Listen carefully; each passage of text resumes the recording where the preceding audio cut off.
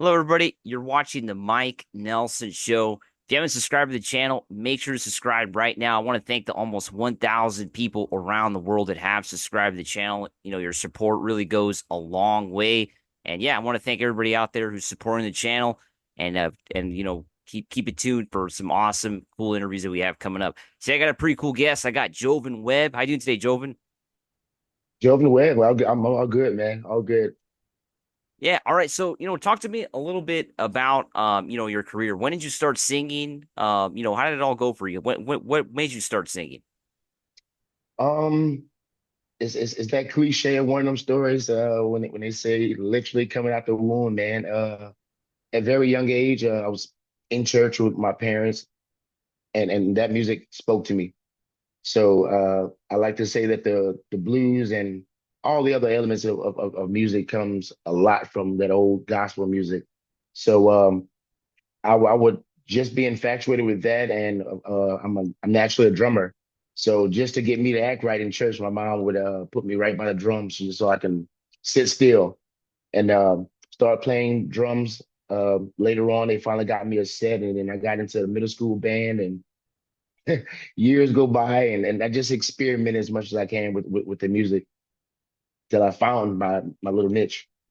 So you started really young then, playing music, singing. You were listening to all kinds of music then growing up. Everything was kind of on the radio for you. Um, it's weird. I did listen to a lot of things, but what was like predominant in the household was definitely gospel and old blues and soul, like James Brown and Al Green and Otis Redding and stuff like that. And uh but later on I got to just listening to everything I wanted to because nothing I can't stick to one thing, and that's just who I am. So you were playing drums in your middle school band, high school band then, Yeah. marching band. I was in marching band myself. That's why I asked. I didn't exactly. Well, I did the pit one year, which is basically just a bunch of percussion. Because I didn't get through marching band because I started playing football. But Okay, yeah, I was in all of that. sounds good. Sounds good. And what did you play in football? What was your position? I was free safety until my senior year when I became tight end. Okay. And did you pursue that in college or did you just play that in high school? Oh, that was just high school, just high school. Okay. I played sports most of my younger life as well, and it was just music and sports. All right. And for you, so let's fast forward, of course, later in your life. You get a chance to go audition for American Idol. Talk to me a little bit about that story. How, why you decided to do that and talk to me a little bit more about that. Um, if I can go back just a little bit before that, right around when I was first having my son in 2015, I was pretty much just working in the plants and whatnot and singing karaoke, and that's kind of where I was like starting to really find my voice. But it wasn't putting food on the table, so I almost gave up on it completely. And right in the midst of me almost giving up, a friend of mine, Duran Jones in the Indications, also go check them out. They're awesome. He reached out to me and gave me my first professional job singing. So uh, that was kind of like the revival of it. So I literally started, was working 12 hours a day. I would get off and go practice with him just to get this position. Well, long story short, I didn't get the full-time position, but I did get to do a bunch of shows with them. And that kind of started my fire again. So from that, I got into a band called Bayou Bullets. Then I got into a band called Captain Green and just started to get more confidence. And with that confidence, I remember being a child watching like the first season of American Idol, and I was like, I always wanted to try it. And now that I'm finding my voice, I feel I have something to offer. So I was still a little nervous, and I sent them original video of this song, "After the Rain," and they liked it. But at that time, I wasn't big on checking my emails, so I checked it like 2 weeks later, but it was too late, so I missed it. Wow. So I freaking missed my opportunity. And so I was like, all right, I got one more shot at this next year because their cutoff age limit is 28. So I told myself I'm gonna go and show my face and just be my authentic self in front of them, and that was the one that popped off. Now, back in those when you did the American Idol, I know in the early days of American Idol, everybody kind of lined up for those auditions. Did you kind of have to do that too, or was it kind of different by the time you did it? Oh no, it was all of that. That was all that. How was that experience? It was nuts. But one of my friends gave me some great advice, and it was basically to not get distracted by everything that's going on. So what I did was I went to the audition. When I tell you, I mean it's a line wrapped around the building almost twice. Wow. So it's a long line, and what I did basically was I went there, put in my headphones. I didn't talk to anyone, and I just woosah and got through it. And once I got up there, I took them off, and it was time to razzle dazzle. Yeah, and now that audition is now a viral video. You singing the Allman Brothers, in front of some pretty awesome legends. Lionel Richie, Katy Perry. Talk to me a little bit about that. That choice of song, and getting a chance to sing for these people.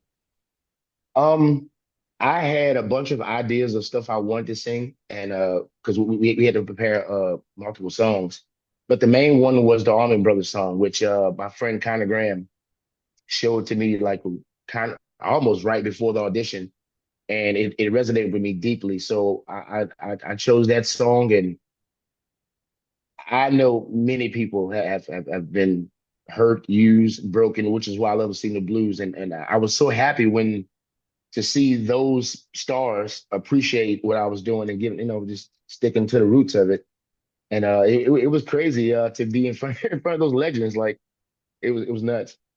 Now, for you, do you think your life kind of changed forever after that audition? Oh, definitely, definitely, definitely.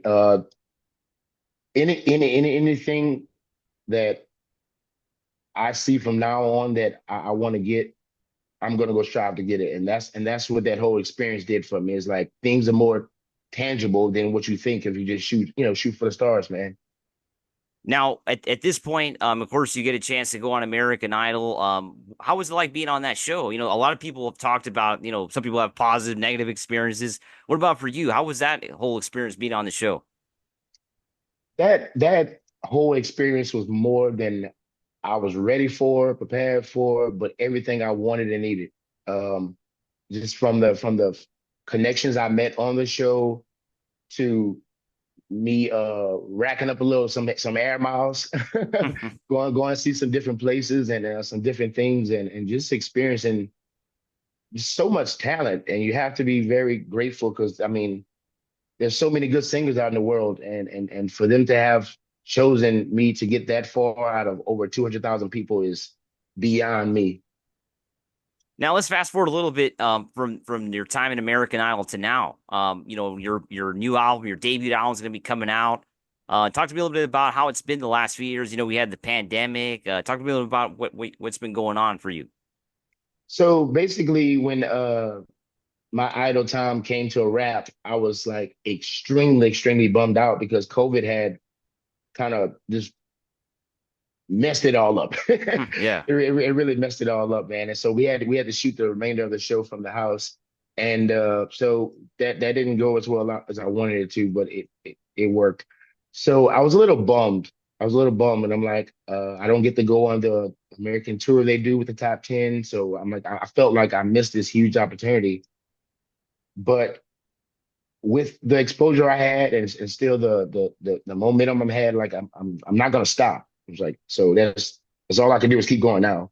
So kept going, and this guy Jeff reached out to me and he said, I got this label I'm thinking about reviving, and I didn't know where I was gonna go because I got like different offers from people that really just blowing smoke, right after the show saying what they can do and what they're all this stuff.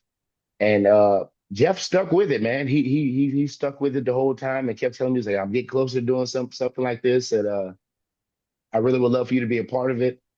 And I stepped out on faith and believed him. And here we are, man. Blind Pig Records. I like to say all the time, even religious wise, he may not come when you want him, but he's right there on time. And even though it was 3 or 4 years after, the label and everything that happened was right on time. Now, talk to me a little about, you're from Louisiana, how that has impacted you, for this album. Are people going to really hear that in this record? Oh yeah, you gonna hit a grit. You gonna hit a sauce. You gonna hit the swamps and that thing.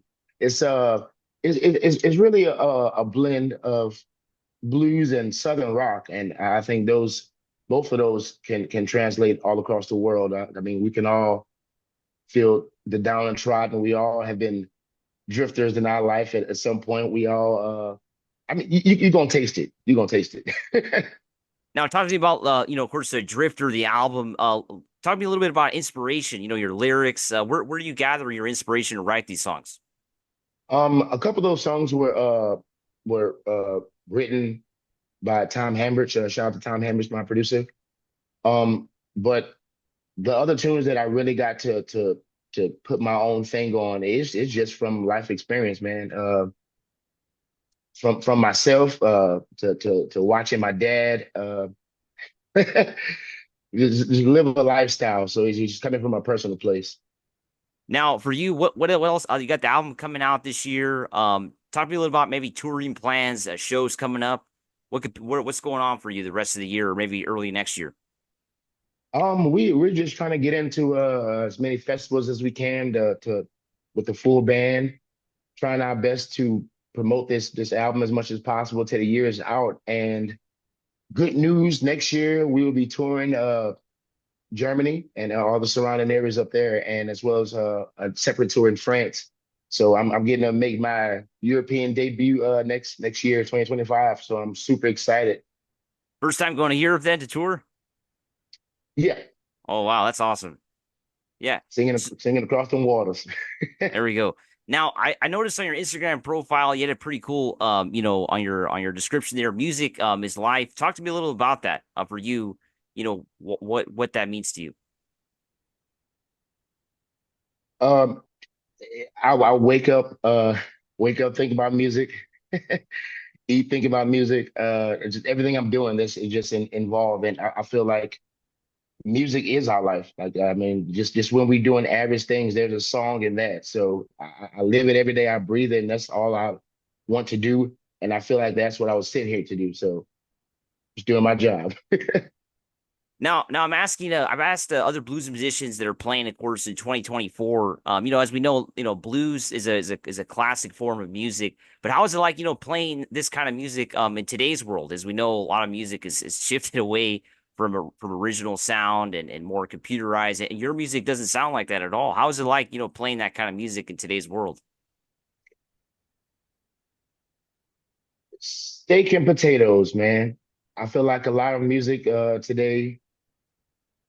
There's some great music out there and some really good artists if you search for them. But a lot of stuff is just like it's here for a second and then it's gone. And what hasn't gone is the authentic blues. And that's the train I always want to be a part of. It's something that's authentic and it's something that can feed the soul. And it's never going to go away. We never going to run out of bad times. We're never going to run out of blues to sing. We're never going to not cry. We're never going to not hurt. And I feel like that is something that I know a lot about. Now, talk to me a little bit about, of course, the importance of your live shows for the blues, right? As we know, blues music is a form of music that's very important to go see live. Talk to me how you're preparing for for the tour you're having, and your live show. Talk to me about that. Oh, I'm just excited.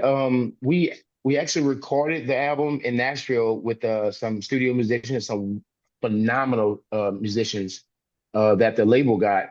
But this is going to be different because I got all of my friends that's going to be touring with me, and so it's the sound is going to be.